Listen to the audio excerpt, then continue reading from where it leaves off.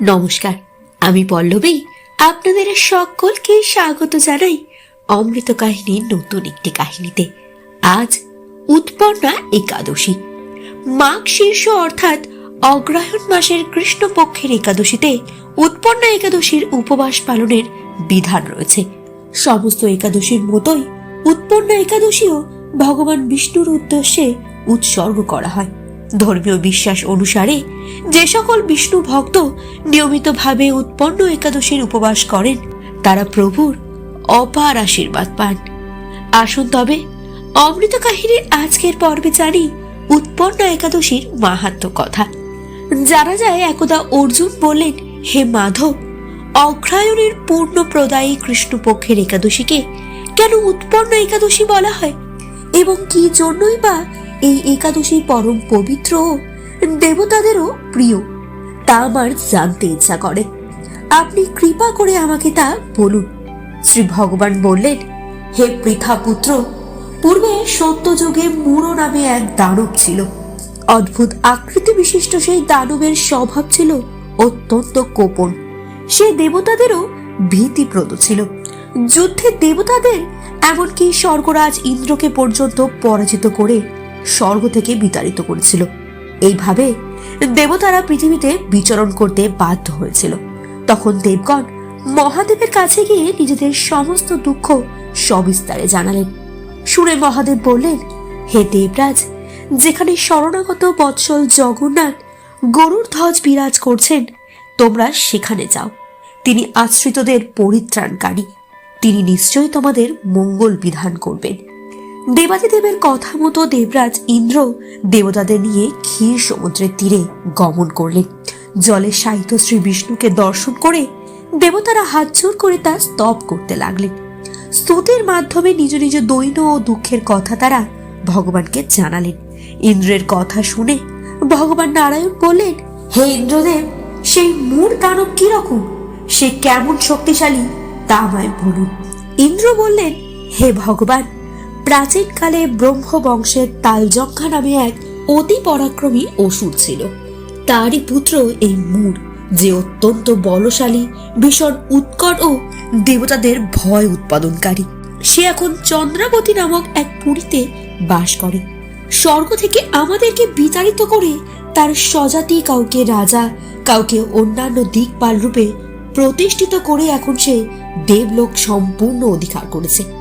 তার প্রবল প্রতাপে আজ আমরা পৃথিবীতে বিচরণ করছি। ইন্দ্রের এই কথা শুনে ভগবান দেবদ্রোহীদের প্রতি অত্যন্ত ক্রোধান্বিত হলেন। তিনি দেবতাদের সঙ্গে চন্দ্রবতী পুরীতে উপস্থিত হলেন। সেই দৈত্যরাজ শ্রী নারায়ণকে দর্শন করে পুনঃ পুনঃ গর্জন করতে লাগলো। দেবতা ও অসুরদের মধ্যে তুমুল যুদ্ধ শুরু হয়ে গেল।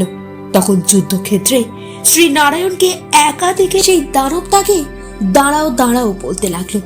শ্রী ভগবানও ক্রোধে গর্জন করে বললেন, ওরে দুরাচার দানব, আমার বাহুবল দেখ। এই বলে অসুর পক্ষীয় সমস্ত যোদ্ধাদের দিব্য বাণের আঘাতে নিহত করতে লাগলেন। তখন তারা প্রাণের ভয়ে নানান দিকে পালাতে লাগলো। এমন সময় নারায়ণ দৈত্য সৈন্যদের মধ্যে সুদর্শন চক্র নিক্ষেপ করলেন। ফলে সমস্ত সৈন্য ধ্বংসপ্রাপ্ত হলো। একমাত্র মূঢ় অসুরই জীবিত ছিল। সে অস্ত্রযুদ্ধে নারায়ণকেও পরাজিত করল। তখন নারায়ণ দৈত্যের সাথে বাহু যুদ্ধে লিপ্ত হলেন। এইভাবে দেবতাদের হিসেবে 1000 বছর যুদ্ধ করেও ভগবান তাকে পরাজিত করতে পারলেন না। তখন শ্রীহরি বিশেষ চিন্তান্বিত হয়ে বদ্রিকা আশ্রমে গমন করলেন। সেখানে সিংহাবতী নামে এক গুহা আছে। এই গুহাটি এক দ্বার বিশিষ্ট এবং 12 যোজন অর্থাৎ 86 মাইল বিস্তৃত। ভগবান শ্রী বিষ্ণু সেই গুহার মধ্যে শয়ন করলেন। সেই দৈত্য তার পিছন পিছন ধাবিত হয়ে গুহার ভিতরে প্রবেশ করল। সে শ্রী বিষ্ণুকে নিদ্রিত বুঝতে পারল। অত্যন্ত আনন্দিত হয়ে ভাবতে লাগলো, আমার সাথে যুদ্ধে পরাজিত হয়ে বিষ্ণু এখানে গোপনে শুয়ে আছে। এখন আমি তাকে অবশ্যই বধ করব। দানবের এই রকম চিন্তার সঙ্গে সঙ্গেই শ্রী বিষ্ণুর শরীর থেকে একটি কন্যা উৎপন্ন হলো। এই কন্যাই উৎপন্না একাদশী। তিনি রূপবতী, সৌভাগ্যশালিনী, দিব্য অস্ত্র শস্ত্র ধারিণী ও বিষ্ণু তেজ সম্ভূতা বলে মহাপরাক্রমশালী ছিলেন। দৈত্যরাজ এবার সেই স্ত্রী রূপিণী দেবীর সাথে তুমুল যুদ্ধ আরম্ভ করলেন।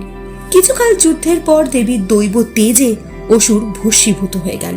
তারপর শ্রী বিষ্ণু জেগে উঠে সেই ভস্মীভূত দানবকে দেখে বিস্মিত হলেন। এক দিব্য কন্যাকে তার পাশে হাত জোর করে দাঁড়িয়ে থাকতে দেখলেন। শ্রী বিষ্ণু বললেন, হে মহাপরাক্রান্ত উগ্র মূর্তি, এই মূঢ় দানবকে কে বধ করল? যিনি একে হত্যা করেছেন তিনি নিশ্চয়ই প্রশংসনীয় কর্ম করেছেন। সেই কন্যা তখন বললেন, হে প্রভু, আমি আপনার শরীর থেকে উৎপন্ন হয়েছি। আপনি যখন ঘুমিয়েছিলেন তখন এই দানব আপনাকে বধ করতে চেয়েছিলেন। তা দেখে আমি তাকে বধ করেছি। আপনাদের কৃপাতেই আমি তাকে বধ করতে পেরেছি। এই কথা শুনে ভগবান বললেন, আমার পরাশক্তি, তুমি একাদশীতে উৎপন্ন হয়েছ, তাই তোমার নাম হবে একাদশী। আমি এই ত্রিলোকে দেবতা ও ঋষিদের অনেক বর প্রদান করেছি। হে ভদ্রে, তুমিও তোমার মন মতো বর প্রার্থনা করো, আমি তোমাকে তা প্রদান করব। একাদশী বললেন, হে দেবেশ, ত্রিভুবনের সর্বত্র আপনার কৃপায় সর্ববিঘ্ন নাশিনী ও সর্বদায়িনী রূপে যেন পরম পূজ্য হতে পারি, এই বিধান করুন। আপনার প্রতি ভক্তিবশত যারা শ্রদ্ধা সহকারে আমার ব্রত উপবাস করবে তাদের সর্বসিদ্ধি লাভ হবে, এই বরই প্রদান করুন। শ্রী বিষ্ণুও বললেন, হে কল্যাণী, তাই হোক। উৎপন্না নামে প্রসিদ্ধ তোমার ব্রত পালনকারীর সমস্ত ইচ্ছা পূর্ণ হবে। তুমি তাদের সকল মনোবাসনা পূর্ণ করবে, এতে কোনো সন্দেহ নেই।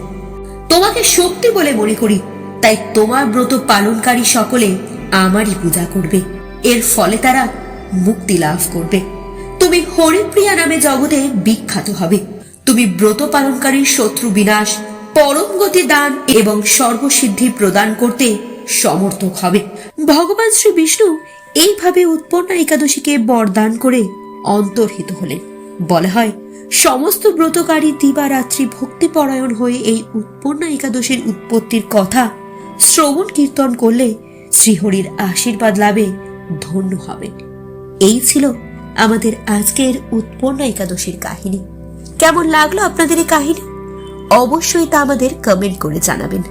আর ভালো লাগলে একটি ছোট্ট লাইক এবং আমাদের এই ছোট্ট চ্যানেলটিকে সাবস্ক্রাইব করে পাশে থাকবেন অমৃত কাহিনী। ফিরে আসবো আমরা খুব শীঘ্রই। ততদিন ভালো থাকবেন, সুস্থ থাকবেন, অমৃত কাহিনীর পাশে থাকবেন। নমস্কার। জয় শ্রী বিষ্ণু।